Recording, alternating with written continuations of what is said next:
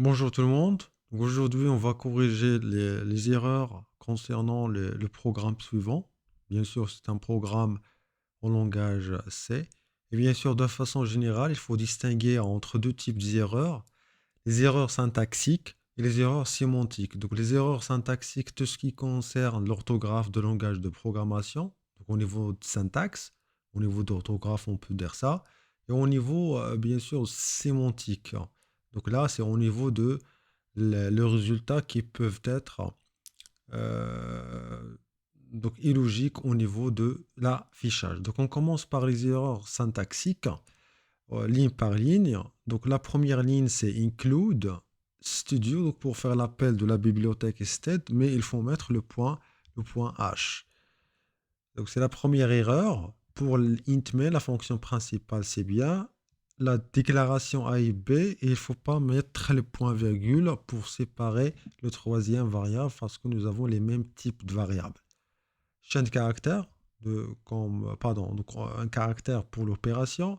Printf, donner l'opérateur de la somme et le produit. Il faut mettre le point virgule à la fin de l'instruction.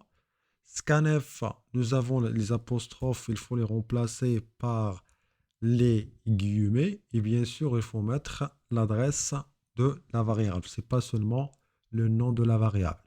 Printf, donner deux nombres entiers. On doit récupérer ces deux valeurs, pourcentage D. Il faut séparer ces deux adresses par la virgule. F, l'opération égale, deux égales pour faire la comparaison. Donc, il faut mettre les apostrophes à la place du guillemets parce que nous avons un caractère. Résultat égale A plus B.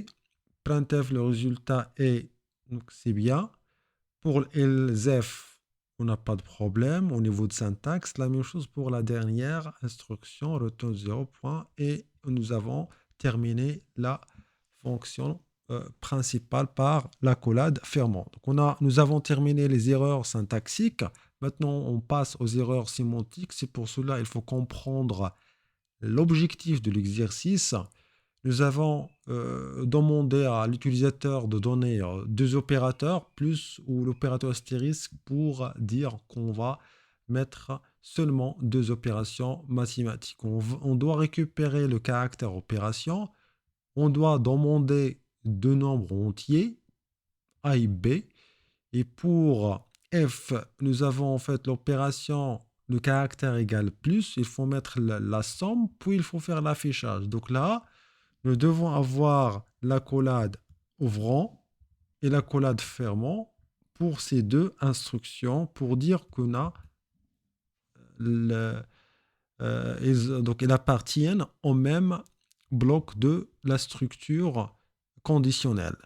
Après, donc on fait la somme, printf le résultat est, pourcentage D va récupérer la valeur de la variable A et pourcentage D, donc là, ne doit pas récupérer la valeur d'opération. Donc le type d'opération, c'est caractère, donc il faut mettre le C à la place de pourcentage D. Pour la troisième variable, c'est B, donc c'est un int, donc il faut mettre le pourcentage D.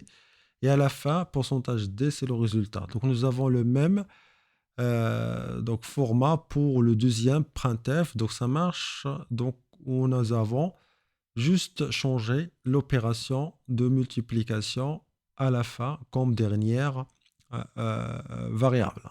Dernière valeur qu'on doit en fait le récupérer. Et à la fin, on doit bien sûr demander à l'utilisateur de respecter l'opérateur demandé parce que nous avons juste deux opérations. Donc maintenant, on va vérifier est-ce on n'a pas les erreurs syntaxiques en utilisant la compilation. Voilà, donc nous avons 10 donc, erreurs, 10 erreurs, donc on n'a pas 0 égale à 0 et le warning aussi. Maintenant, on passe au niveau d'exécution pour voir spécialement est-ce qu'on a des problèmes au niveau de la sémantique. Et on va choisir par exemple le plus et le chiffre 10 et 20 et on a bien sûr le résultat, c'est trans. Donc pas de problème pour la somme. Maintenant, on passe pour la multiplication. Donc l'opérateur astérisque et le 20 et on va mettre par exemple 0. Voilà, donc nous avons comme résultat c'est 0, donc c'est correct. Et à la fin, si on met l'opérateur slash, et deux chiffres 20 par exemple et 13. Là, donc nous avons comme message, vous devez respecter l'opérateur de demander. Donc c'est la fin de cette vidéo et merci pour votre attention.